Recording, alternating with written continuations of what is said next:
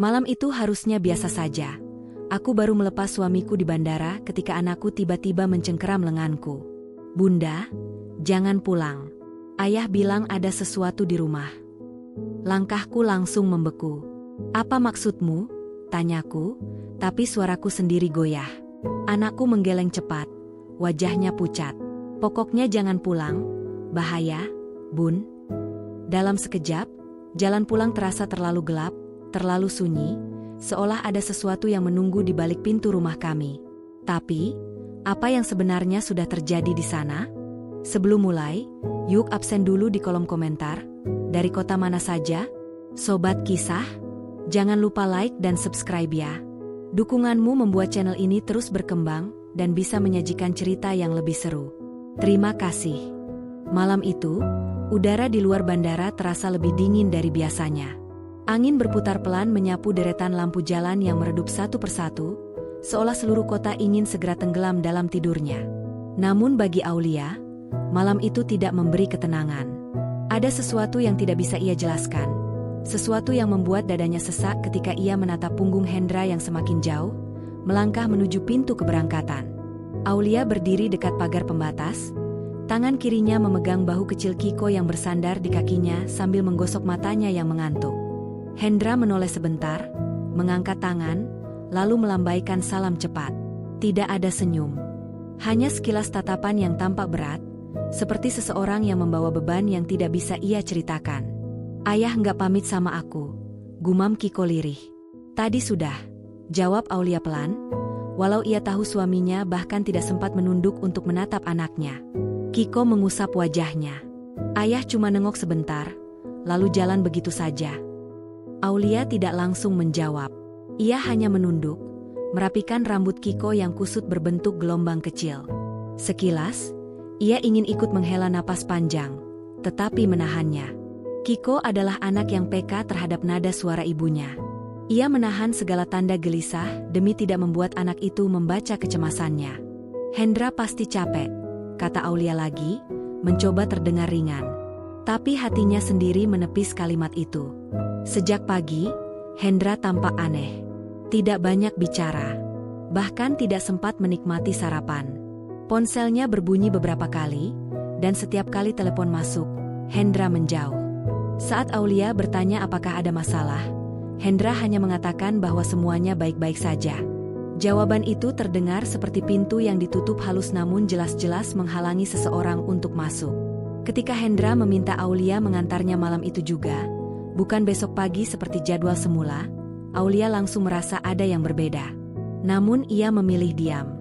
Terkadang Hendra memang orang yang menyimpan kekhawatiran sendirian. Itulah sebabnya Aulia mencoba mengabaikan rasa tidak nyaman yang terus mencicit seperti suara tikus kecil di sudut kepalanya. Namun pada saat mereka berjalan menuju parkiran, gelisah itu terus mengikuti, menjadi bayangan gelap yang menempel di punggungnya. Lampu-lampu bandara mulai padam satu persatu, menyisakan cahaya redup yang memantul di permukaan mobil-mobil yang masih terparkir. Beberapa petugas bandara lalu lalang. Udara malam mengembun, membuat setiap napas terlihat seperti kabut tipis. "Ma, pulang sekarang?" tanya Kiko sambil menguap panjang, wajahnya masih seadanya setelah berjam-jam menunggu. Aulia membuka pintu mobil. "Iya, nanti kamu tidur saja ya. Besok kan sekolah." "Aku sudah ngantuk banget," keluh Kiko sambil menaiki kursinya. Jam dinding besar di depan gedung bandara menunjukkan waktu yang sudah lewat tengah malam. Tidak banyak orang tersisa. Hanya suara roda koper yang digulingkan, suara langkah kaki yang menggemakan kesunyian. Begitu mobil menyala, radio yang lupa dimatikan dari pagi tiba-tiba mengeluarkan suara statis. Tidak ada stasiun yang jelas, hanya suara gemerisik yang membuat bulu kuduk Aulia berdiri. Ia buru-buru mematikan radio itu. Malam semakin sepi. Mobil perlahan meninggalkan bandara. Saat roda melewati jalanan keluaran, kota tampak seperti lautan lampu kuning yang berpendar lembut, tetapi hati Aulia tetap tidak menemukan kedamaian di antara cahaya itu. Ia melirik kaca belakang. Hendra sudah benar-benar hilang. Perjalanan pulang seharusnya menjadi waktu bagi Aulia untuk menarik napas panjang. Namun baru beberapa menit, Kiko tiba-tiba memegang tangannya yang berada di setir. Pegangan kecil itu terasa dingin, membuat Aulia menatapnya sekilas.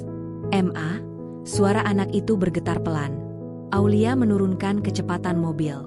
"HM, kamu kenapa?" Kiko menggigit bibir. Matanya tidak menatap ibunya, melainkan menatap ke jendela yang dipenuhi pantulan lampu jalan. "Ma, jangan pulang." Aulia mengerutkan kening. "Maksud kamu apa?" Kiko menelan ludah, dadanya naik turun dengan cepat seperti habis berlari. "Kita jangan pulang ke rumah malam ini." "Kenapa begitu, sayang?" Suara Aulia mulai lembut, tetapi hatinya mencelos. Aku dengar ayah waktu malam." Kiko berhenti, seolah takut melanjutkan. "Dengar apa?" Aulia mencoba tersenyum agar anak itu tidak makin ketakutan. Namun Kiko menggeleng keras. "Ayah bilang sesuatu tentang mama. Aku dengar dari kamar. Aku nggak mau pulang, Ma. Jangan pulang, tolong." Gema kata-kata itu pecah di dalam mobil yang tertutup rapat. Aulia nyaris berhenti bernapas. "Kiko, kamu dengar apa? Coba cerita pelan-pelan." Tapi Kiko sudah mulai gemetar. Kedua tangannya memeluk dirinya sendiri, seperti mencoba menahan dingin yang tidak berasal dari udara malam. "Aku dengar ayah ngomong sama seseorang. Dia bilang ada hal buruk yang bakal terjadi. Tentang mama." Mata Kiko memanas, wajahnya memucat. "Aku takut, Ma." Aulia hampir menepikan mobil di pinggir jalan, karena kakinya mendadak melemas. Ini bukan keluhan biasa. Kiko bukan anak yang suka mengarang cerita. Tetapi Aulia berusaha tetap logis. "Mungkin kamu salah dengar? Ayah kamu lagi stres kerja. Kamu ngantuk, jadi mungkin." "Enggak, Ma." Kiko memotong dengan suara kecil tapi tegas. "Aku dengar jelas." Aulia menelan napas berat. Tangan di setir bergetar. Angin malam menerobos masuk melalui celah kecil jendela, membuat suara seperti bisikan panjang yang entah dari mana datangnya. Kota masih hidup, tetapi di dalam mobil itu, dunia seakan menyempit menjadi ruang kecil penuh ketakutan yang tidak bisa dijelaskan. "Kiko," Aulia mencoba menenangkan, walau suaranya sedikit pecah. "Ayah kamu cinta sama mama." "Enggak mungkin." Kiko menutup telinganya. "Ma, jangan pulang. Jangan pulang, Ma, tolong." Suara itu bukan lagi permintaan seorang anak. Suara itu adalah ketakutan murni. Dan ketakutan anak kecil seringkali lebih jujur dibanding kata-kata orang dewasa. Aulia menggenggam setir lebih erat, mencoba berpikir jernih di tengah jantung yang berdegup terlalu cepat. Apa yang sebenarnya didengar Kiko? Apa yang Hendra sembunyikan? Dan mengapa malam ini terasa lebih gelap dari sebelumnya? Ketika mobil sampai di persimpangan menuju rumah, Aulia tanpa sadar memperlambat laju mobilnya. Lampu merah menyala lama. Terlalu lama. Seakan waktu menahan mereka di sana, memberi jeda bagi Aulia untuk memilih apakah ia akan mengikuti kata hatinya atau kata-kata anaknya. Kiko memegang tangannya lagi. Kali ini lebih kuat, hampir memohon. "Ma, jangan pulang, please." Aulia menutup mata sejenak. Ia ingin percaya bahwa semuanya baik-baik saja. Bahwa suaminya hanya sedang stres. Bahwa Kiko hanya salah dengar. Namun ada hal lain yang mengganggu sejak tadi. Saat mereka meninggalkan rumah tadi malam, Hendra memastikan 2 kali bahwa pintu belakang terkunci, lalu kembali memeriksanya. Itu bukan kebiasaan Hendra. Ia bukan tipe yang pelupa atau terlalu waspada. Lalu cara Hendra memandang rumah sebelum masuk mobil, seolah sedang mengucapkan salam terakhir. Aulia membuka mata perlahan. Sebuah keputusan muncul di benaknya, walau ia sendiri belum yakin benar atau tidak. Lampu berganti hijau. Aulia menginjak pedal gas, namun bukan ke arah rumah. Ia memilih belokan lain. Jalanan gelap menuntun mereka menjauh dari rumah yang tiba-tiba terasa seperti tempat asing. Kiko melepaskan napas berat, seakan beban besar lepas dari dadanya. "Terima kasih, Ma." Aulia tidak menjawab. Ia hanya menatap jalanan di depan dengan hati yang semakin gelisah. Malam semakin pekat. Lampu-lampu jalan semakin jarang. Suara serangga malam mulai terasa menguasai udara. Mobil melaju pelan di sepanjang jalanan yang mulai sepi. Lampu-lampu neon dari toko yang hampir tutup memantul di kaca depan, menciptakan bayangan panjang yang bergeser mengikuti arah mobil. Aulia beberapa kali melirik spion, memastikan tidak ada kendaraan yang mengikuti. Padahal ia sendiri tidak mengerti mengapa ia merasa perlu melakukan itu. Perkataan Kiko terus memutar di kepalanya. Ada hal buruk yang bakal terjadi, tentang Mama. Kalimat itu seperti jarum yang menusuk perlahan namun pasti. Sekecil apapun, rasa sakitnya merembes ke seluruh hati Aulia. Ia menggenggam setir lebih erat, mencoba menjaga agar tangannya tidak terus bergetar. Nafasnya naik turun pelan, tetapi tidak stabil. Seakan tubuhnya tidak mampu memahami apa yang sebenarnya ia rasakan. Takut, bingung, marah, atau semuanya bercampur menjadi satu? Dalam keheningan itu, Kiko kembali bersuara. "Ma, kita mau kemana?" Aulia tidak langsung menjawab. Jalan yang ia pilih membawa mereka menjauh dari rumah, menuju deretan ruko yang sudah mulai padam lampunya. Udara malam terasa lebih dingin dari sebelumnya, seperti ada sesuatu yang bersembunyi di balik angin. "Kita cari tempat untuk istirahat dulu," jawab Aulia akhirnya. "Mama ingin kamu tenang dulu, baru kita ngobrol lagi." Kiko mengangguk kecil, tetapi wajahnya tetap tegang. Mata bulatnya berkedip cepat, seolah mencoba menghalau bayangan yang masih menempel di pikiran. Aulia memarkir mobil di sebuah minimarket yang masih buka. Hanya ada satu mobil lain di sana, dan seorang pegawai sedang merapikan rak di dalam.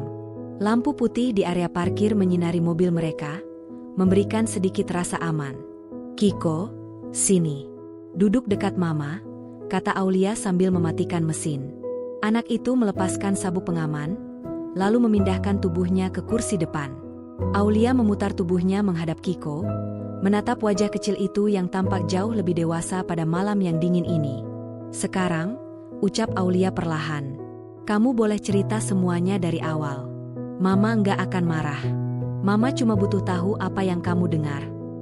Kiko menarik napas panjang, seolah sedang menyiapkan keberanian untuk membuka sesuatu yang menakutkannya. "Aku nggak sengaja dengar, Ma," katanya lirih. "Waktu itu aku mau ambil minum. Aku lewat depan kamar ayah. Pintu kamarnya sedikit kebuka." Aulia mendengarkan tanpa menyela. "Ayah lagi ngomong sama seseorang lewat telepon," lanjut Kiko. Suaranya pelan. "Tapi aku dengar ayah bilang, dia nggak boleh tahu apapun sampai semuanya selesai." Aulia menahan napas. "Terus ayah bilang?" Kiko berhenti, kedua tangannya saling menggenggam erat, memutihkan buku-buku jarinya. Kalau malam ini dia pulang, semua rencana bisa berantakan. Mata Kiko mulai berkaca-kaca. "Ayah bilang itu tentang Mama." Aulia segera meraih tangan kecil itu dan mengecupnya.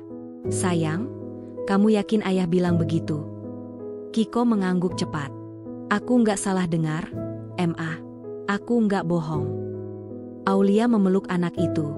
Bahunya terasa kaku, seperti tubuh kecilnya masih terjebak dalam ketakutan yang belum selesai. Aulia mengusap punggung Kiko sambil berusaha menenangkan diri sendiri. Namun pikiran Aulia berputar cepat. Ia mencoba menata ulang kata-kata itu. Dia mencoba mencari alasan logis. Hendra bukan tipe laki-laki yang tidak mungkin. Hendra bukan orang yang mampu mengutarakan sesuatu yang mengarah pada pengkhianatan. Selama ini, ia suami yang lembut, ayah yang hangat. Lalu mengapa omongannya, jika benar demikian, terdengar begitu mengancam? Aulia menelan ludah, tenggorokannya terasa perih. "Apa kamu dengar suara orang lain dari telepon?" Kiko menggeleng. "Enggak. Ayah cuma dengar," terus jawab pendek-pendek. Kayak lagi takut atau buru-buru." "Takut? Apakah mungkin Hendra sedang tertekan? Atau sedang berurusan dengan masalah pekerjaan yang berat? Tapi mengapa harus menyebut, dia enggak boleh tahu apapun? Dan siapa yang dimaksud? Dia? Apakah benar itu tentang dirinya?" Aulia menutup mata sejenak. Kepalanya terasa penuh, seperti ruangan sempit yang tak lagi memiliki ventilasi. Ketika ia membuka mata, Kiko masih menatapnya dengan ekspresi cemas. "Ma, ayah jahat ya?" Pertanyaan itu menusuk Aulia lebih dalam daripada apapun yang ia dengar malam ini. Ia menggeleng cepat. "Tidak. Jangan bilang begitu. Tapi ayah bicara kayak gitu." Kadang orang dewasa bicara hal-hal yang sulit dipahami. Mungkin itu tentang kerjaan. Bisa jadi kamu cuma salah paham. Aulia mencoba memberi jawaban yang menenangkan, meski hatinya tidak sejalan dengan kata-kata itu. Tapi, Mama percaya kamu nggak bohong. Kiko menggigit bibirnya, lalu mengangguk pelan. Aulia menarik napas panjang, lalu menghembuskannya perlahan. Begini, sayang, Mama akan cari tahu apa yang sebenarnya terjadi. Tapi sebelum itu, kita harus jaga diri. Jadi, terima kasih karena sudah bilang ke Mama. Kiko memeluk Aulia erat, seakan ingin memastikan ia tidak akan pergi atau menghilang seperti bayangan. Setelah beberapa menit, Aulia memutuskan untuk membeli minuman hangat dan snack kecil untuk Kiko. Ketika turun, udara malam langsung menyergap tubuhnya dengan dingin yang menusuk. Lampu minimarket memancarkan cahaya putih yang membentuk lingkaran kecil di kaki Aulia, sementara di luar lingkaran itu hanya ada kegelapan yang pekat. Kakinya melangkah masuk. Di dalam, pegawai sedang menyapu. Musik pelan terdengar dari speaker, tetapi entah mengapa suasana terasa kosong. Aulia mengambil 2 minuman hangat, susu kotak, dan roti. Ia berjalan ke kasir. Saat petugas hendak memasukkan barang ke kantong plastik, ponsel Aulia berbunyi dari dalam saku. Nada deringnya membuatnya terlonjak sedikit. Ia mengeluarkan ponsel. Layar menampilkan notifikasi dari aplikasi keamanan rumah. Seseorang baru saja mencoba mengakses smart door rumah mereka. Aulia membeku. "Bu, totalnya segini," kata kasir. Aulia tersadar, membayar dengan tangan gemetar, lalu keluar dengan langkah cepat. Begitu sampai di mobil, ia mencoba terlihat tenang agar Kiko tidak semakin takut. Tetapi suaranya tetap bergetar ketika menatap layar ponsel. "Ada yang masuk rumah, Ma?" tanya Kiko segera, matanya membesar ketakutan. Aulia menelan napas. Entahlah, bisa jadi error sistem. Namun ia tahu itu bukan error. Karena 30 menit kemudian, notifikasi lain masuk. Kamera ruang tamu aktif. Kamera dapur aktif. Kamera halaman belakang mati. Satu persatu. Seakan seseorang sedang berjalan di dalam rumah. Aulia merinding. Tangan kirinya refleks menutup mulutnya, menarik napas tajam yang membuat dadanya sakit. "Ma," Kiko mulai menangis pelan. "Kita jangan pulang, kan?" Aulia memeluknya. "Tidak, kita tidak pulang." Anak itu menangis dalam diam. Aulia menatap gelapnya jalan di luar minimarket. Ia merasakan sesuatu yang lebih besar dari rasa takut sedang menunggu. Sesuatu yang berkaitan dengan kata-kata Hendra. Sesuatu yang Hendra sembunyikan hingga membuatnya berangkat terburu-buru malam ini. Dan untuk pertama kalinya, Aulia benar-benar merasakan bahwa malam ini tidak normal. Tidak aman. Tidak wajar. Ia mengusap air mata di pipinya sendiri lalu berkata dengan suara yang agak serak. "Kita akan cari tempat aman dulu. Lalu Mama akan cari tahu apa yang terjadi." Mobil perlahan keluar dari area parkir. Lampu minimarket memudar di belakang mereka. Dan untuk pertama kalinya, Aulia menyadari bahwa apapun yang ia hadapi, sudah tidak bisa kembali seperti semula. Mobil Aulia melaju perlahan menembus jalanan kota yang semakin sunyi. Jam sudah lewat tengah malam, tetapi matanya tetap terbuka lebar, terjaga oleh rasa takut yang tidak pernah ia bayangkan akan ia rasakan dalam hidupnya. Kiko duduk diam di kursinya, kepalanya bersandar di jendela, tetapi mata kecil itu tidak bisa terpejam. Sesekali ia melirik ibunya, seakan memastikan Aulia tidak menghilang atau menangis diam-diam. Di dashboard mobil, notifikasi dari aplikasi keamanan rumah terus berdatangan. Kamera halaman depan menyala. Kamera ruang keluarga telah mati. Gerakan terdeteksi di lantai 1. Aulia mematikan suara notifikasi karena jantungnya sudah cukup berdegup keras tanpa bantuan ponsel. Ia menyimpan ponsel di pangkuan. Jari-jari tangannya gemetar dan dingin. Napasnya pendek, dan setiap tarikan napas terasa seperti menelan batu tajam. Kiko pelan-pelan meraih tangannya. "Ma, kita mau kemana? Kita nggak pulang, kan?" Aulia menggenggam tangan kecil itu. "Iya, sayang. Kita nggak pulang." Kiko mengangguk, lalu mengusap matanya yang mulai berat. Ketakutan membuat anak itu sulit bernapas rileks. Aulia bisa melihatnya dari cara dada kecilnya naik turun dengan cepat. Setelah beberapa menit, Aulia memutuskan untuk menepi di dekat taman kota kecil. Taman itu berada di pusat kota, dekat jalan raya utama. Lampunya cukup terang, dan ada beberapa mobil yang sesekali melintas. Meskipun bukan tempat yang benar-benar aman, setidaknya tidak membuatnya merasa terisolasi di tengah kegelapan. Aulia mematikan mesin mobil, tetapi ia tetap memasang kunci di lubang starter, berjaga jika harus kabur kapan saja. "Kiko, kamu mau minum dulu?" tanya Aulia lembut. Anak itu mengangguk. Aulia mengambilkan susu kotak dan membukanya. Kiko meminumnya sambil menyandarkan kepala ke bahu ibunya. Aulia mengusap rambut gelombang kecil milik anak itu dengan jari-jari lembut. Mata Kiko perlahan tertutup. Untuk pertama kalinya sejak bandara, Aulia merasa bisa bernapas sedikit lebih tenang. Namun ketenangan itu hanya seperti kaca tipis, mudah pecah kapan saja. Aulia membuka aplikasi keamanan rumah kembali. Semua kamera kini mati. Semua. Kecuali satu kamera ruang kerja Hendra di lantai 2. Aulia menatap layar itu lama. Kamera diaktifkan pukul 1:14 dini hari. Ruang kerja itu tampak kosong. Hanya buku-buku dan meja kerja Hendra yang selalu rapi. Tidak ada pergerakan. Tidak ada suara. Tidak ada sosok aneh. Namun justru karena itu, Aulia merasa semakin tidak aman. Ia menggigit bibir bawahnya. Dalam hati, ia menegur dirinya sendiri. "Kenapa kamu diam saja? Kenapa tidak menelepon polisi?" Tapi pikiran itu muncul bersamaan dengan pikiran lain. Bagaimana kalau ini hanya kesalahan teknis? Bagaimana kalau Kiko salah dengar? Bagaimana kalau Hendra benar-benar sedang bekerja keras dan kebetulan terlibat masalah pekerjaan? Namun suara kecil di dalam hatinya menjawab dingin. "Lalu mengapa kamera rumahmu mati satu persatu? Mengapa ada gerakan di rumah padahal tidak ada siapapun di sana? Dan mengapa Hendra pergi tanpa penjelasan?" Aulia tidak bisa menepis semua itu. Ia meraih ponselnya dan membuka kontak Hendra. Namanya terpampang jelas di layar, Hendra, suami. Jarinya ingin menekan tombol panggil. Ingin mendengar suara Hendra. Ingin bertanya apakah semuanya baik-baik saja. Ingin meminta penjelasan tanpa suara gemetar. Namun jari itu tidak bergerak. Dan saat keberanian mulai terkumpul, ponselnya bergetar. Nomor tidak dikenal memanggil. Aulia menelan napas. Siapa malam-malam begini? Ia mengusap wajahnya pelan, memastikan suaranya tidak gugup sebelum mengangkat panggilan. "Halo?"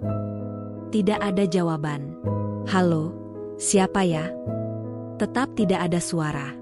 Aulia sudah hendak mematikan telepon, tetapi tiba-tiba terdengar tarikan napas seseorang. Pelan, berat, dan tidak dikenali. Sekujur tubuh Aulia langsung merinding. "Halo? Siapa ini?" Aulia bertanya tegas. Lagi-lagi, hanya napas. Bukan napas seperti orang yang ketakutan, tetapi napas seperti orang yang sedang memperhatikan sesuatu, atau seseorang. Aulia menelan ludah, bulu kuduknya berdiri. "Kalau Anda tidak bicara, saya tutup teleponnya." Lalu, seseorang di ujung sana berbisik sangat pelan. "Jangan pulang ke rumah." Aulia langsung terpaku. Wajahnya memucat. Suara itu perempuan. Tua. Serak. Seperti seseorang yang sudah melewati puluhan musim hidup. "Siapa ini?" Aulia memaksa suaranya keluar walau terasa tercekat. "Jangan pulang, Aulia." Suara itu bergetar pelan, seakan datang dari dunia lain. "Karena mereka menunggumu." Aulia mematikan telepon seketika. Tangannya lemas, hampir menjatuhkan ponsel. Kiko terbangun karena suara napas Aulia yang berubah cepat. "Ma, ada apa?" Aulia menggeleng cepat. "Tidak, tidak apa-apa. Minum lagi ya." Tapi Kiko menatapnya lekat-lekat. "Mama takut." Aulia tidak bisa menjawab. Ia tidak ingin membuat anak itu semakin panik. Namun suara telepon itu jelas. Sangat jelas. Terlalu nyata untuk diabaikan. Aulia membuka pintu mobil untuk mengambil udara. Angin malam menyapu wajahnya, tetapi bukan menenangkan, justru membuatnya semakin sadar bahwa ia sedang dalam situasi yang tidak pernah ia bayangkan. Di tengah pikirannya yang kacau, ponselnya kembali bergetar. Pesan masuk dari nomor yang sama. Aulia membuka pesan itu dengan tangan bergetar. Isi pesannya hanya 2 kata. Temui aku. Aulia menelan napas. Matanya bergerak membaca pesan itu berulang-ulang. Namun ada satu pesan lanjutan yang masuk tepat di bawahnya. Aku teman ayahmu. Aulia mematung. Ayahnya? Ayah yang sudah meninggal bertahun-tahun lalu? Ayah yang tidak pernah bercerita tentang siapapun bernama misterius seperti ini? Dalam pesan berikutnya, muncul alamat. Alamat tempat yang tidak jauh dari kota, sebuah rumah tua di pinggiran hutan kecil yang dulu pernah ayahnya kunjungi, tetapi tidak pernah ia tahu alasannya. Aulia memijat pelipisnya. Kepalanya berdenyut keras, membuatnya sulit berkonsentrasi. Kenapa malam ini terasa seperti lingkaran misteri yang tidak berhenti?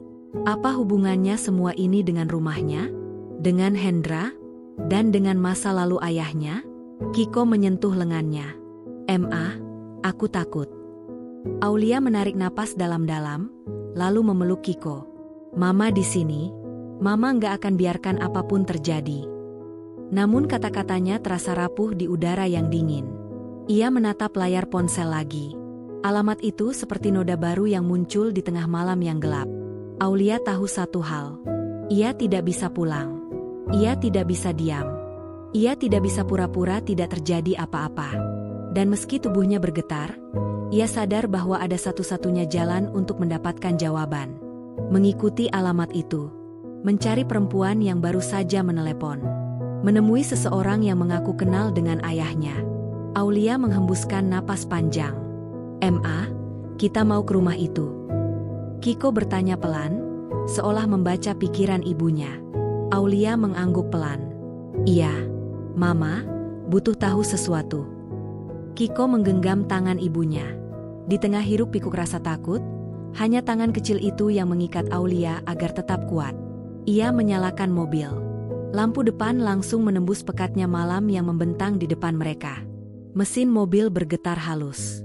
Jalan yang Aulia pilih kali ini bukan jalan pulang, melainkan jalan yang akan membawanya pada jawaban, atau justru bahaya yang tidak ia duga.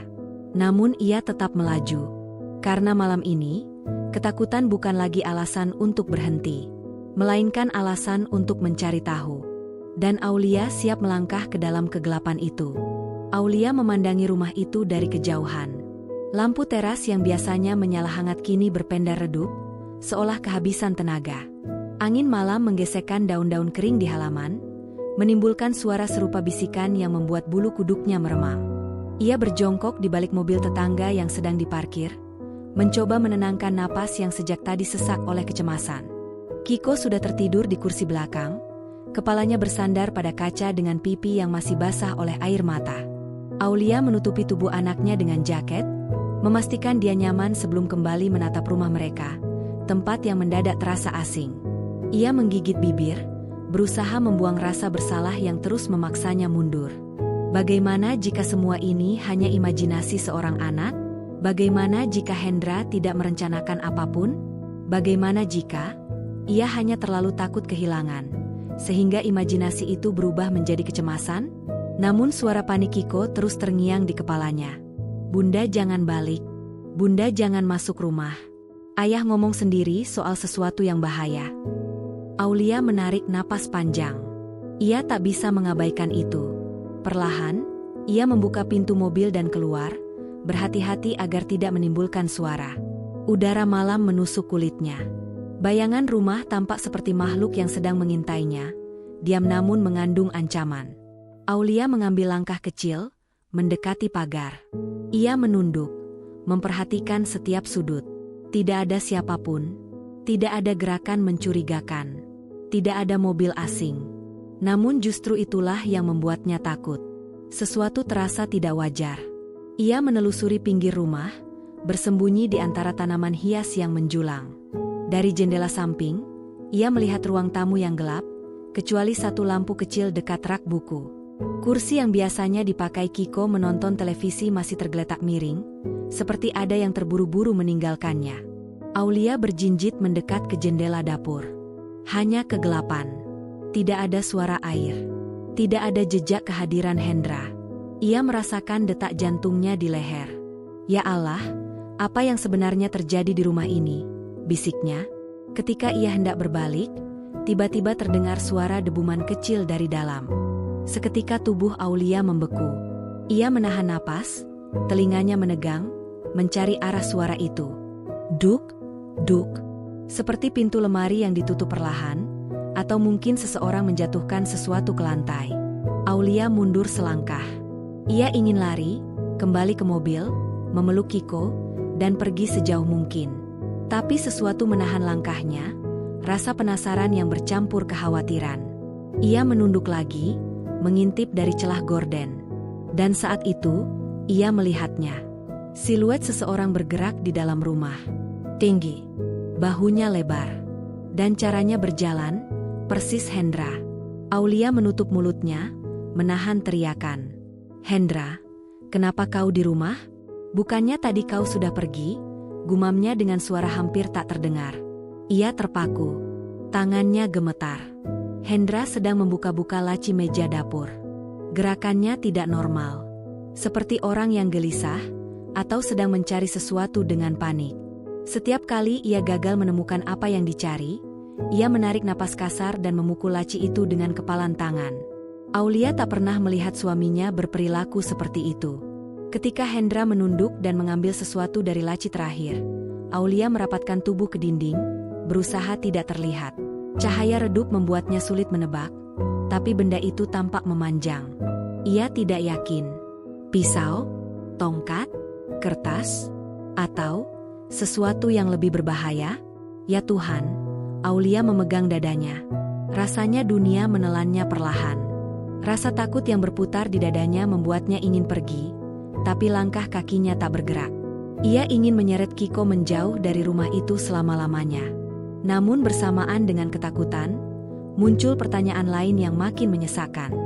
Jika benar Hendra sedang menyembunyikan sesuatu, apa yang sebenarnya terjadi? Apa kaitannya dengan ucapan Kiko? Apa yang Hendra rencanakan? Dan mengapa ia masih berada di rumah? Ia menempelkan telinga ke dinding, berusaha mendengar lebih jelas. Suara gesekan, langkah mondar-mandir, dan napas berat terdengar dari dalam. Aulia semakin gemetar.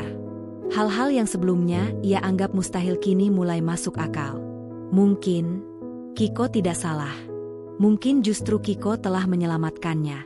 Baru saja ia hendak mundur, rasa sakit menyambar telinganya. Bukan fisik, tapi suara. Deru telepon dari dalam tasnya. Aulia tersentak. Ia buru-buru merogoh tas dan mematikan suara, tetapi getaran itu masih berdegup, menusuk ketegangan malam. Ia mengintip layar. Nomor tak dikenal. Aulia merasa seluruh tubuhnya lumpuh. Karena sejak tadi ia merasakan seseorang memperhatikan. Dan kini seseorang itu menghubunginya. Dengan tangan gemetar, ia mengangkat telepon. Halo. Hening. Hanya napas samar di seberang. Kemudian suara itu muncul. Parau, lembut, dan sangat tua. Aulia. Aulia mencengkeram telepon lebih erat. Siapa? Siapa ini? Kau tidak boleh di sana. Suara itu bergetar. Dia tidak sendirian. Aulia membeku. Seseorang tahu di mana ia berada. Seseorang tahu ia sedang mengintai rumah. Seseorang tahu tentang Hendra. Siapa Anda? Aulia berusaha mengatur napas. Namaku, Ibu Siwi. Nama itu terasa familiar namun asing. Seperti bayangan masa lalu yang pernah didengar namun tak pernah dianggap penting. Aulia merasakan jantungnya melorot ke perut. Aku, teman ayahmu, lanjut suara itu. Dan malam ini, kau harus ikut denganku. Jika tidak, rumah itu akan menelanmu. Sebelum Aulia sempat bertanya lagi, sambungan terputus. Ia berdiri terpaku, memandangi ponselnya seolah benda itu bisa memberi jawaban. Malam terasa semakin dingin. Rumah di depannya tampak lebih mengerikan dari sebelumnya. Hendra masih berada di dalam. Dan kini, muncul nama lain. Ibu Siwi, teman ayahnya yang sudah meninggal. Aulia mundur perlahan. Ia menoleh ke arah mobil, tempat Kiko tidur tanpa tahu apa yang sedang terjadi. Ya Allah, Apa yang sedang menunggu kami? Bisiknya. Dan untuk pertama kalinya, Aulia benar-benar merasa mereka sedang diburu oleh sesuatu yang lebih besar dari sekadar kecurigaan. Aulia menutup pintu mobil dengan perlahan, memastikan tidak ada suara yang mengejutkan Kiko. Anak itu masih tertidur pulas.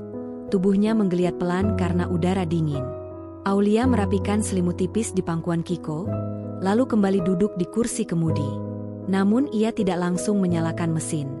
Tangannya masih gemetar setelah telepon dari wanita tua yang menyebut dirinya sebagai Ibu Siwi, nama yang bahkan tidak pernah sekalipun muncul dalam kehidupannya sejak ayahnya meninggal. Aulia menatap layar ponsel yang masih terbuka. Tidak ada pesan baru, tidak ada panggilan masuk lainnya, tidak ada petunjuk apapun. Hanya nomor yang tidak tersimpan dengan catatan, tidak dikenal. Ia mencoba mengatur napas. 1, 2, 3. Tapi perasaan tercekik itu tidak hilang. Dia tidak sendirian. Kata-kata itu terus berputar dalam kepalanya. Jika Hendra tidak sendirian di rumah, siapa yang ada bersamanya? Dan apa hubungan semua ini dengan masa lalu ayahnya? Aulia memejamkan mata sejenak. Namun setiap kali ia mencoba menenangkan diri, bayangan Hendra yang mondar-mandir di dapur muncul lagi. Gerakannya yang gelisah. Laci yang dibuka dengan kasar. Benda panjang yang diambilnya. Ya Tuhan, Aulia menutup mulutnya. Tak ada satupun hal yang bisa ia pahami malam itu. Segalanya terasa terbalik. Rumah yang harusnya menjadi tempat Raman justru menjadi tempat yang ia hindari. Ia membuka mata dan menatap jalanan yang lengang. Lampu-lampu jalan berpendar redup, seakan menyembunyikan sisa-sisa ketegangan malam. Aulia tahu ia tidak bisa tinggal diam terlalu lama.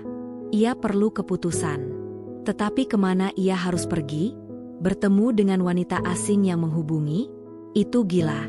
Kembali ke rumah? Lebih gila lagi. Tetap di sini? Berbahaya jika benar ada ancaman. Aulia memejamkan mata dalam beberapa detik. Lalu pelan, ia menyalakan mesin mobil. Suara mesin membuatnya terkejut. Entah mengapa terasa lebih keras dari biasanya. Ia menoleh lagi ke rumah. Jarak beberapa belas meter itu terasa seperti memandang masa lalu yang baru saja retak. Maafkan Bunda, Kiko, bisiknya lirih.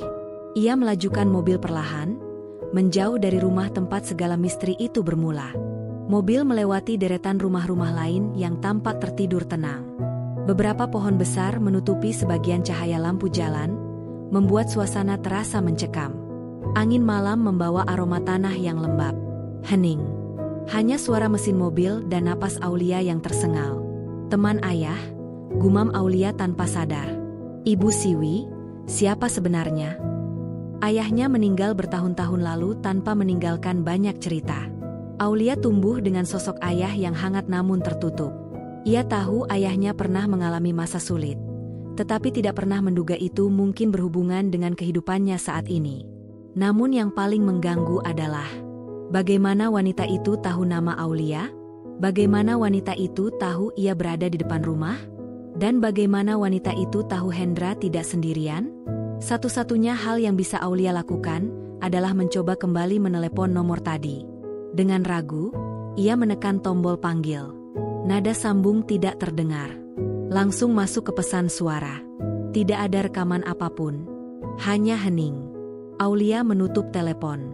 Ya Allah, apa yang harus kulakukan sekarang? Ia menepi di pinggir jalan yang cukup gelap, mematikan mesin, dan kembali menoleh ke Kiko yang mulai gelisah dalam tidurnya. Anak itu berkeringat dingin, bibirnya bergerak seolah sedang bermimpi buruk. Hani, Aulia menepuk pipinya perlahan. Kiko, bangun sayang. Kiko membuka mata perlahan. Nafasnya terengah. Tatapannya kacau. Bunda, suaranya serak. Jangan balik. Jangan ke rumah. Aulia menahan napas. Bunda nggak balik. Sayang, kita sudah menjauh dari rumah. Kiko meraih tangan ibunya dan menggenggamnya erat. Di mimpi Kiko, rumah kita gelap.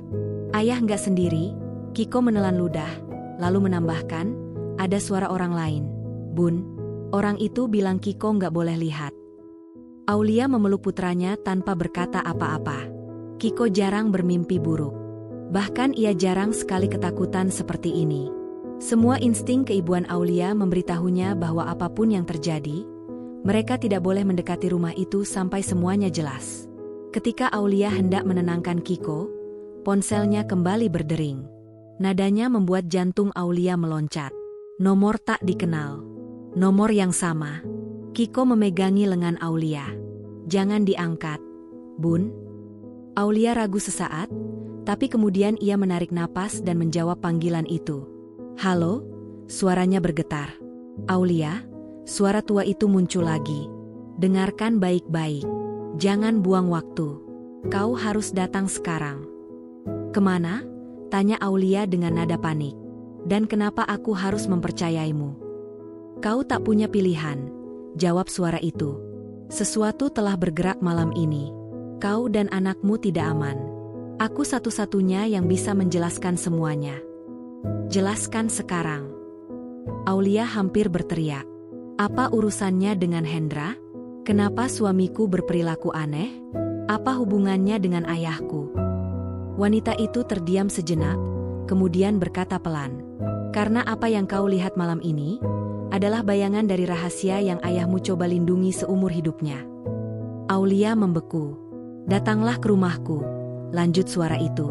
Tempat yang hanya diketahui oleh keluarga ayahmu. Aku sudah menunggu terlalu lama, dan waktumu hampir habis. Sebelum Aulia sempat menanyakan alamat, suara itu memberikan sebuah petunjuk.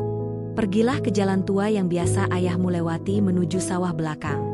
Ada sebuah rumah dengan pagar kayu. Ketuk 3 kali.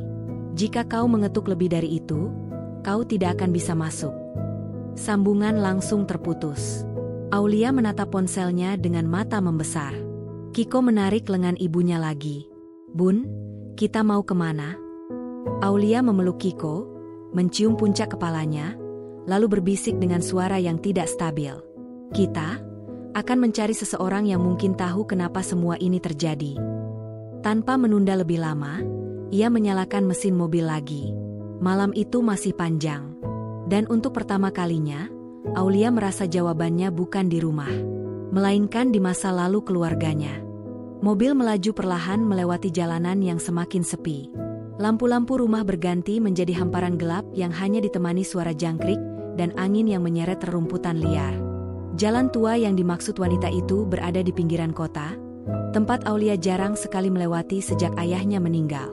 Aulia menggenggam setir dengan satu tangan, sementara tangan lainnya memegang jemari Kiko yang tampak masih ketakutan. Tubuh anak itu mulai hangat, tapi matanya terus mengawasi jendela seolah khawatir ada sesuatu yang mengikuti. Bunda, tempat ini kok gelap banget, gumamnya, suaranya kecil, seperti sedang menahan diri agar tidak menangis. Aulia meremas lembut tangan Kiko. Nggak apa-apa, sayang. Bunda ada di sini. Namun jauh dalam dirinya, Aulia sendiri tidak yakin ia bisa melindungi anaknya dari apapun yang sedang menunggu di ujung malam. Ketika mobil memasuki belokan terakhir, jalan berubah menjadi setapak sempit dengan pohon-pohon tinggi yang menjulang di kedua sisi. Cahaya lampu mobil memantul pada batang-batang pohon, menciptakan bayangan panjang yang melintas cepat seperti sosok-sosok yang bergerak mengikuti mereka. Aulia menelan ludah. Ia mengatur napas dan memaksa dirinya untuk tetap fokus. Wanita itu, yang menamakan dirinya Ibu Siwi, mengatakan bahwa rumahnya berada di bagian paling ujung jalan, dengan pagar kayu. Aulia memperlambat laju mobil. Di antara pepohonan yang muram, akhirnya ia melihatnya. Pagar kayu tua yang mulai lapuk, catnya mengelupas, namun masih berdiri tegas seolah menjaga rahasia yang tak boleh tersentuh manusia biasa. Mobil berhenti. Sesaat, hanya sunyi yang menemani. Aulia mematikan mesin. Ia menatap pagar itu dari balik kaca, mencoba membaca apakah kehadirannya di sana adalah keputusan yang benar atau kesalahan besar yang akan menghancurkan hidupnya. Bunda, kita pulang aja, suara Kiko terdengar bergetar. Aulia mengusap kepala anaknya. Sebentar saja ya, sayang. Bunda cuma mau bicara sama orang yang bisa jelasin semuanya. Kiko menggigit bibir. Bunda jangan tinggalin Kiko. Aulia langsung memeluk anaknya erat, merasakan detak jantung kecil itu yang berlari kencang. Bunda nggak akan pergi tanpa kamu. Ia membuka pintu mobil perlahan, lalu turun sambil menggendong Kiko yang memeluknya kuat-kuat. Udara di sekitar pagar itu berbeda. Lebih dingin, lebih berat, dan terasa seperti sedang mengawasi. Aulia menelan rasa takutnya dan melangkah mendekati pagar kayu itu. Ketika ia mengangkat tangannya untuk mengetuk, jantungnya berdegup cepat. Wanita itu mengatakan, "Ketuk 3 kali. Tidak lebih, tidak kurang." Aulia mengangkat tangannya yang gemetar dan mengetuk. Tok, tok, tok. Suara ketukan itu menggema di antara pepohonan, menciptakan gema kecil yang bahkan membuat dirinya sendiri terkejut. Hening. Selama beberapa detik, tidak ada reaksi apapun. Tidak ada langkah. Tidak ada suara gerakan. Tidak ada tanda kehidupan. Aulia mulai ragu. "Kita balik aja ya, Bun," Kiko memohon. Aulia hampir saja mengiyakan ketika suara derit pelan terdengar dari dalam. Pintu pagar kayu bergerak sedikit, seolah ada seseorang yang mendorongnya perlahan. Aulia mematung. Pintu itu terbuka setengah, namun di baliknya tidak terlihat siapapun. Yang ada hanya jalan kecil menuju rumah yang hampir tertutup kabut tipis. Kiko memeluk leher Aulia semakin erat. "Bunda, aku takut." Aulia mencoba tersenyum, walau wajahnya sendiri semakin pucat. "Nggak apa-apa, sayang. Kita cuma mau minta bantuan." Ia melangkah masuk melewati pintu pagar yang terbuka sendiri itu. Begitu langkahnya masuk, pintu pagar langsung tertutup di belakang mereka. "Bra!" Suaranya keras. Kiko spontan menjerit kecil. "Bunda!" Aulia buru-buru memutar badan. Pagar sudah tertutup rapat. Seperti tidak pernah ada celah terbuka sama sekali. "Kuncinya?" Dari dalam, bisik Aulia lemah. Ia memeluk Kiko lebih kuat dan mulai berjalan pelan menyusuri jalan kecil menuju rumah. Rumah itu berada beberapa puluh langkah dari pagar. Rumah tua dengan atap melengkung, jendela bulat, dan dinding kayu yang hampir hitam dimakan usia. Lampu di serambi depan redup, seperti hanya bertahan dengan sisa energi terakhirnya. Di depan pintu rumah, sosok itu akhirnya muncul. Seorang perempuan tua dengan rambut putih kusut, tubuhnya kecil namun matanya menyala tajam seperti seseorang yang sudah terlalu lama melihat dunia dengan cara yang tidak biasa. Ia berdiri tanpa suara, menatap Aulia dari ujung kaki hingga kepala. Aulia menelan ludah. "Apakah Anda yang bernama Ibu Siwi?" Wanita itu mengangguk pelan. "Masuklah."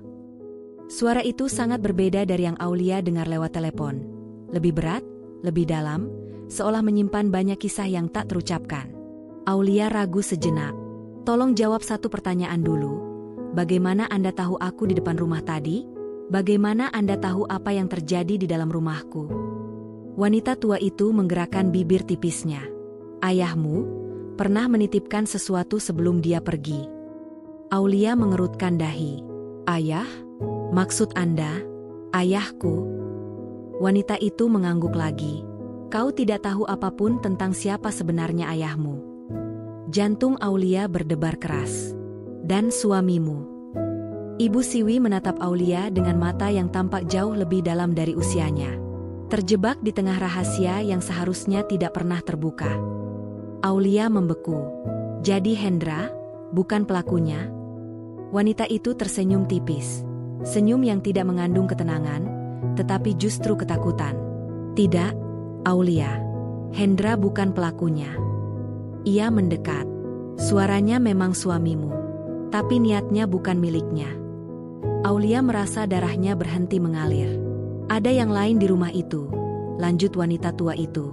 "Dan apapun yang kau lihat malam ini, baru permulaan." Aulia memeluk Kiko lebih erat. Wanita tua itu membuka pintu rumahnya dan melangkah masuk. Ia menoleh sekali lagi. "Masuklah sebelum terlambat. Kita harus bicara, sebelum mereka menemukanmu." Aulia menatap jalan kembali, berharap ada jawaban lain. Namun malam itu tidak memberinya pilihan. Dengan napas tercekat, ia melangkah masuk rumah yang menyimpan masa lalu ayahnya, dan masa depan yang mungkin mengubah hidupnya selamanya. Angin malam berembus kering, menusuk kulit seperti peringatan halus bahwa sesuatu yang lebih gelap sedang mengintai. Di pos ronda kecil di ujung kampung, suasananya sepi. Hanya suara kentongan tua yang bergoyang pelan tertiup angin. Tapi di dalam hati Pak Waridin, badai besar justru sedang berkecamuk. Ia berdiri tegak di depan ketua RT, Pak Rasta, lelaki parubaya bertubuh kurus, namun matanya selalu waspada. Di meja kayu antara mereka, ada sebuah buku catatan lusuh. Di dalamnya, nama para warga yang pernah terlibat masalah kecil ditulis seadanya. Tapi malam itu, Pak Waridin tidak datang soal mencatat apapun. Ia datang untuk menghapus fitnah yang sudah terlanjur melekat pada keluarganya. Dan itu tidak akan mudah. "Jadi, kau yakin bukan anakmu yang mencuri gas melon itu?" tanya Pak Rasta, nadanya tidak curiga, tapi juga tidak sepenuhnya percaya. "Tidak mungkin, Pak. Eki pulang lebih cepat dari warung kopi." Dan Pak Waridin berhenti, menahan kalimat. Ia tidak ingin menyebutkan sesuatu yang membuat semuanya makin rumit. Pak Rasta menatapnya dengan mata tajam. "Aku tahu kau menahan sesuatu. Ceritalah terus terang. Aku sudah dengar banyak omongan warga hari ini, dan sebagian mulai menyebut-nyebut sesuatu yang tidak seharusnya disebut." Pak Waridin menelan ludah. "Mereka menyebut apa?" Sunyi menegang. Pak Rasta mencondongkan badan, lalu berbisik seolah tembok pun bisa menguping. "Nama itu." Dalam sekejap, raut wajah Pak Waridin memucat. Lututnya melemas. Tidak mungkin warga tahu," bisiknya pelan, nyaris tak terdengar. Pak Rasta mengangguk perlahan. "Aku kira rahasia itu hanya kau, aku, dan dia yang tahu. Tapi ternyata tidak serapi yang kau kira." Pak Waridin mengusap wajahnya dengan kedua tangan. Nafasnya naik turun, tidak teratur. "Siapa yang bilang? Siapa yang berani menyebut nama itu?" Pak Rasta menutup buku catatannya, lalu memadamkan rokoknya. "Aku belum tahu. Tapi seseorang menyebar isu bahwa kasus pencurian gas melon ini bukan murni soal ekonomi. Katanya, ini ada hubungannya dengan masa lalu orang besar." Pak Waridin terdiam. Jantungnya berdentum keras. Sakit. Orang besar. Masa lalu. Nama terlarang. Semua itu seperti belati yang menusuk dadanya. Ia tidak ingin anaknya terlibat dalam masalah itu, apalagi sampai namanya mencuat. Tidak sekarang. Tidak ketika ia sudah hidup tenang selama bertahun-tahun, memendam sebuah identitas yang ia kubur dalam-dalam demi keselamatan keluarganya. "Kau harus bicara jujur, Din," suara Pak Rasta melembut. "Jika ada hubungannya dengan dia, aku harus tahu sebelum semuanya semakin liar." Pak Waridin menatap lantai. Ia tak sanggup bertemu mata lelaki itu.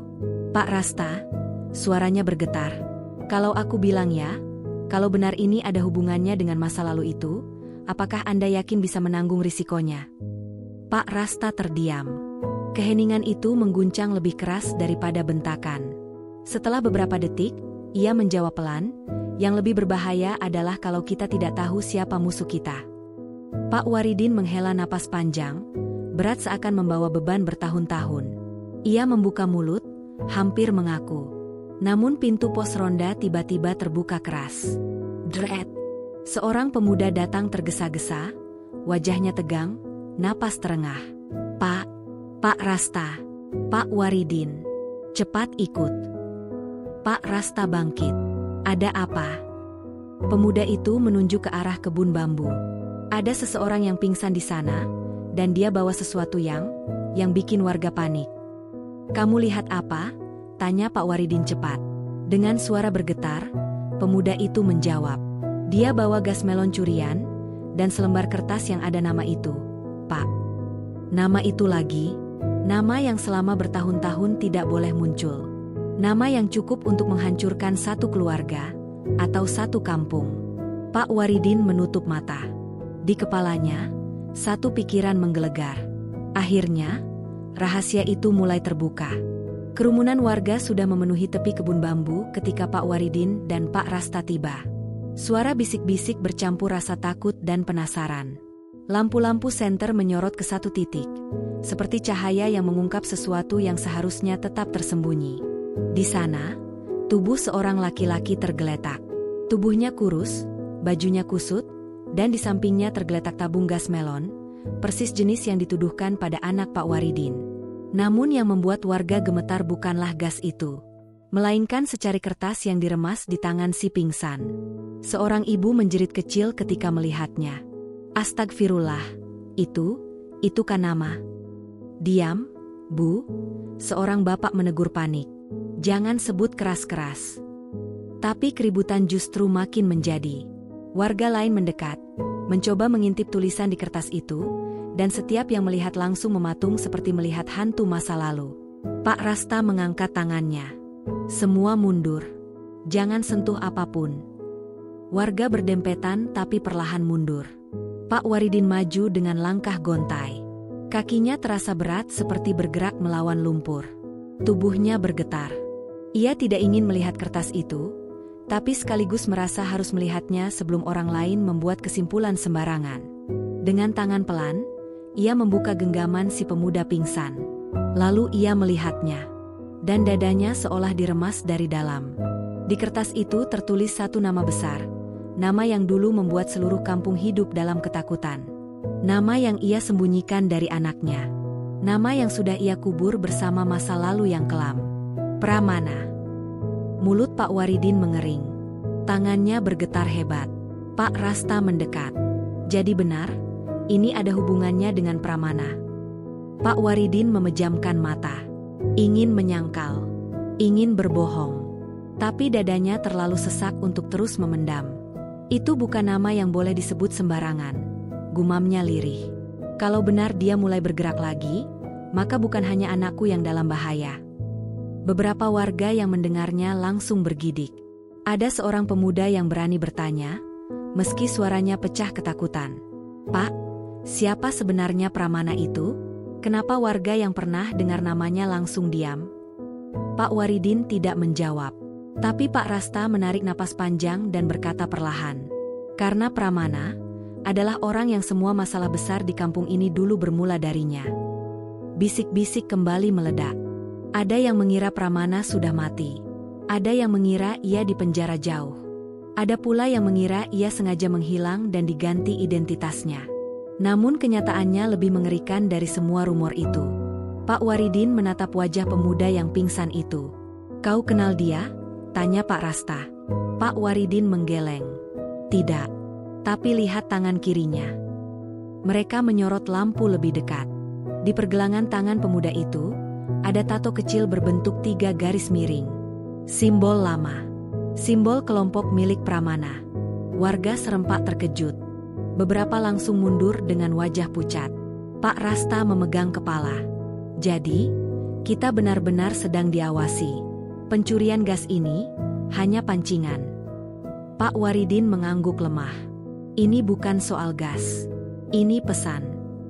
Ia mengangkat kertas itu, memandangnya dengan takut sekaligus marah.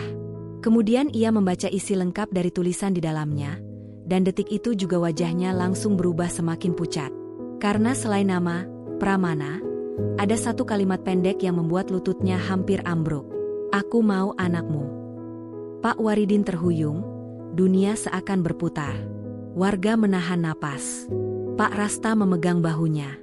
Din, siapa maksudnya? Eki?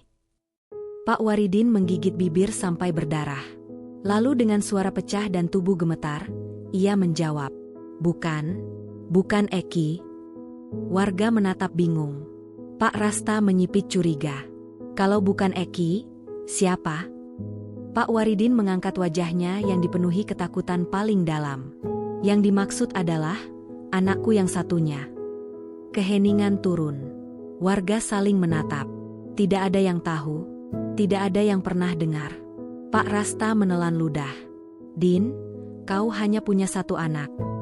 Pak Waridin menatapnya, dan untuk pertama kalinya ia mengatakan sesuatu yang ia rahasiakan selama bertahun-tahun. Tidak, Pak, aku punya 2 anak. Satu lagi adalah orang yang Pramana inginkan sejak lama. Suara warga pecah riuh.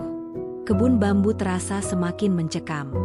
Dan malam itu, untuk pertama kalinya, rahasia terbesar Pak Waridin akhirnya retak. Angin malam menggesek daun bambu, menimbulkan suara serupa desis panjang yang membuat suasana semakin menegang. Warga yang berkumpul terdiam, seakan takut suara apapun akan memanggil bahaya yang lebih besar. Mereka menatap Pak Waridin dengan campuran bingung dan ngeri. Orang itu, selama ini dikenal sebagai sosok paling jujur, paling tulus, dan paling sederhana di kampung, baru saja membuat pengakuan yang mengguncang semuanya. Bahwa ia punya anak lain. Dan Pramana menginginkan anak itu. Pak Rasta yang berdiri di sampingnya mencoba menstabilkan situasi. Din, kau harus jelaskan. Ini sudah bukan masalah pribadi. Ini bisa melibatkan seluruh kampung. Pak Waridin menunduk. Nafasnya naik turun tidak beraturan. Aku tidak pernah bermaksud menyembunyikan, tapi aku harus melindungi kalian. Aku harus melindungi dia. Dia siapa? Salah satu warga, tak sabar. Apa anak itu tinggal di kampung ini? Kenapa nama Pramana muncul lagi? Keributan kecil pecah. Namun Pak Waridin mengangkat tangan pelan, wajahnya masih dipenuhi ketakutan dan rasa bersalah. Anak itu tidak tinggal di sini, katanya lirih. Dia bahkan tidak tahu bahwa aku ayahnya. Warga saling pandang. Mereka menahan napas. Pak Rasta memperjelas, jadi anak itu tidak tahu apapun tentang hubungan kalian, tidak tahu bahaya yang mendekatinya. Pak Waridin mengangguk. Tidak. Sejak lahir, dia sudah jauh dariku. Aku sengaja membuatnya begitu. Kenapa? Tanya seorang bapak. Pertanyaan sederhana, tapi mengiris. Pak Waridin menelan ludah, bibirnya bergetar. Karena Pramana pernah mengatakan bahwa dia akan mengambil apapun yang paling berharga dariku. Apapun. Beberapa ibu yang mendengarnya langsung menutup mulut dengan tangan.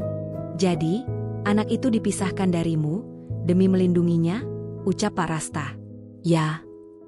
Tapi sekarang, Pak Waridin memandang kertas di tangannya, jemarinya gemetar. Sekarang Pramana sudah menemukannya. Dan dia ingin anak itu kembali. Suara warga terdengar semakin kacau. Loh, kalau begitu, siapa anak itu? Kenapa sampai diburu? Din, jelaskan seluruhnya. Pak Waridin menarik napas panjang, seakan menampung kekuatan terakhirnya. Kemudian ia berkata, perlahan tapi tegas. Anak itu adalah hasil dari masa laluku sebelum aku menikah dengan istriku sekarang. Warga langsung membisu. Tak seorang pun berani memotong. Ibunya, lanjut Pak Waridin, adalah perempuan yang sangat dekat dengan Pramana. Saking dekatnya, Pramana menganggap dia miliknya. Tubuhnya, hidupnya, semuanya. Wajah Pak Waridin meredup saat mengingat masa itu. Aku dan perempuan itu saling jatuh hati. Kami nekat. Dan Pramana menganggap itu pengkhianatan terbesar. Pak Rasta memijat pelipisnya. Suara tertekannya keluar pelan. Berarti, Pramana merasa anak itu adalah sesuatu yang diambil darinya.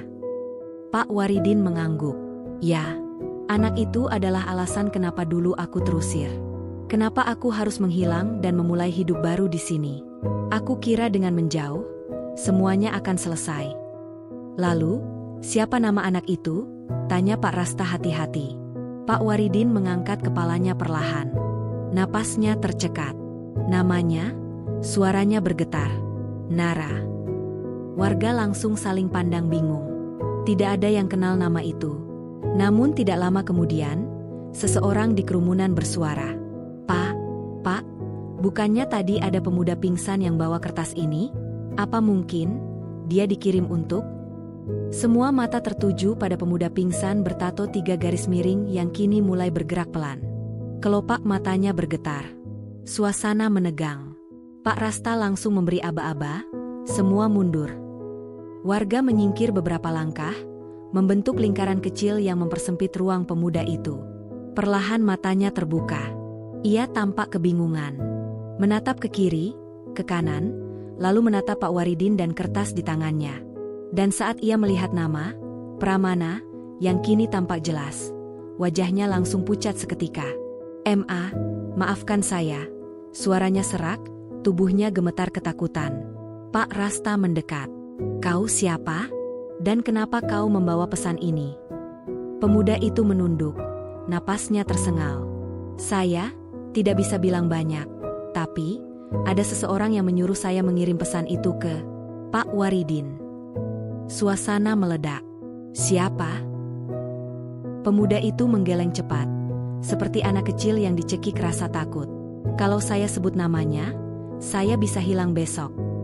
Pak Rasta bersuara tegas, kami bisa melindungimu. Pemuda itu kembali menatap, dan kali ini air matanya jatuh. Tidak ada yang bisa melindungi saya, kalau dia terlibat. Pak Waridin maju selangkah, suaranya pelan namun mengguncang. Tolong, jawab satu hal saja. Ia mengepalkan tangan. Apa anak itu, apa Nara, dalam bahaya? Pemuda itu menatapnya, ragu, kemudian mengangguk pelan. Namun setelah itu, ia berkata sesuatu yang membuat jantung semua orang seakan berhenti berdetak. Bukan hanya dia, Pak. Pemuda itu memejamkan mata, suaranya pecah. Tapi wanita yang pernah bersamaan dengan Ibu Nara dulu, sedang dalam perjalanan ke kampung ini. Hah? Wanita siapa? Tanya warga. Pemuda itu mengangkat wajahnya perlahan, dan jawabannya membuat semua orang terpaku. Wanita itu adalah ibunda kandung Nara. Pak Waridin mematung. Napas warga tercekat. Dan kebun bambu yang sedari tadi gelap, kini terasa seperti lubang besar yang siap menelan siapapun yang berani mengungkap masa lalu itu. Malam semakin larut, tetapi tidak ada satupun warga yang berani pulang. Aura gelap menggantung di antara pohon bambu, seperti bayangan tak terlihat yang terus mengikuti mereka. Pemuda bertato 3 garis itu kini bersandar lemah pada batang pohon, wajahnya masih pucat seperti baru berlari dari kematian. Pak Waridin berdiri terpaku. Kata-kata pemuda itu terus berputar di kepalanya. Wanita itu adalah ibunda kandung Nara. Dada Pak Waridin seketika menciut. Wajah Rasti, ya, perempuan itu, Ibu Nara, muncul kembali dalam ingatannya. Mata tajamnya, senyumnya yang hangat, ketakutannya ketika semua mulai hancur. Ketika mereka harus berpisah, ia menggigit bibir agar tubuhnya tidak jatuh berlutut di depan semua orang. Pak Rasta mendekat. Din, kau yakin ini bisa dipercaya? Pak Waridin mengusap wajahnya dengan kedua tangan, suaranya gemetar. Kalau Rasti benar datang, berarti Pramana sudah mulai bergerak. Dia tidak akan biarkan Rasti hidup, kalau dia tidak membawa sesuatu yang penting. Pemuda itu kembali bicara, meski suaranya lemah seperti terlilit ketakutan. Ibu itu, saya lihat sendiri, Pak. Dia luka-luka. Tapi dia memaksa berjalan. Dia bilang, dia harus bertemu Pak Waridin sebelum semuanya terlambat. Warga menggigil mendengarnya. Luka? Dijahati? Astagfirullah. Kenapa dia bisa sampai ke sini? Pak Rasta langsung mengambil keputusan. Semua warga pulang. Tutup pintu. Yang punya anak kecil, jangan lepas pengawasan. Kita tidak tahu ancaman apa yang masuk ke kampung kita malam ini. Warga segera tercerai-berai dengan wajah panik. Lampu-lampu senter berkedip-kedip menghilang di antara bambu, meninggalkan hanya beberapa orang yang bertahan. Pak Waridin memalingkan wajah, merasa dadanya makin penuh. Rasta, aku harus pergi. Aku harus cari Rasti sebelum orang-orang Pramana menemukannya. Tapi kau tidak tahu dia di mana, sahut Rasta. Pemuda itu mengangkat tangan pelan. Saya tahu sedikit, Pak. Dia bilang, dia akan menuju tempat yang paling Pak Waridin kenal. Tempat yang dulu katanya, rumah keduanya. Pak Waridin membeku. Tempat itu, sebuah rumah kecil kosong di pinggir sungai, tempat ia dan Rasti dulu sering bersembunyi dari mata-mata Pramana. Tempat di mana mereka pernah merencanakan melarikan diri sebelum semuanya berantakan. Rasta. Suara Pak Waridin berat, tapi tegas. Aku pergi ke sana. Pak Rasta hendak menahan, tetapi tatapan Waridin sudah bukan tatapan orang yang bisa dicegah. Itu tatapan seorang ayah yang tahu waktunya sudah hampir habis. Akhirnya, Rasta menghela napas dan menepuk bahunya. Baik, tapi aku ikut. Kampung ini juga tanggung jawabku. Keduanya bergerak cepat meninggalkan kebun bambu. Di rumah kecil tua dekat sungai, lampu minyak kecil menyala samar. Angin malam mengirim desiran tipis yang membuat pintu melengking pelan. Pak Waridin berjalan perlahan. Kepalanya dipenuhi kenangan. Bagaimana dulu mereka sering duduk di depan rumah ini. Bagaimana Rasti tertawa pelan sambil memintanya menggambar masa depan. Masa depan yang tidak pernah mereka miliki. Jantungnya berdegup keras. Rasti, Panggilnya dengan suara bergetar. Tak ada jawaban. Pak Waridin melangkah masuk, diikuti Pak Rasta. Udara di dalam lembab dan dingin. Aroma debu bercampur tanah basah memenuhi ruangan. Kemudian, terdengar suara seret pelan. Keduanya langsung menoleh ke arah sudut ruangan. Di sana, sesosok wanita duduk bersandar pada dinding. Rambutnya kusut, wajahnya penuh luka lebam. Tubuhnya gemetar hebat, seperti habis berlari dari maut. Mata wanita itu terangkat pelan. Dan begitu melihat Pak Waridin, air matanya langsung jatuh. "Wah, Ridin," suaranya pecah, hampir tidak keluar. "Kau benar-benar datang." Pak Waridin terdiam di tempat. Kaki dan hatinya terasa patah bersamaan. "Rasti," bisiknya lirih. Tanpa sadar ia berlari kecil, berlutut di sampingnya, dan memegang tangannya yang dingin. "Astagfirullah, siapa yang melakukan ini? Kenapa kau bisa sampai begini?" Rasti mencoba tersenyum, meski bibirnya pecah. "Kami dikejar. Mereka tahu tentang Nara, mereka tahu aku masih hidup." Pak Rasta menunduk khawatir.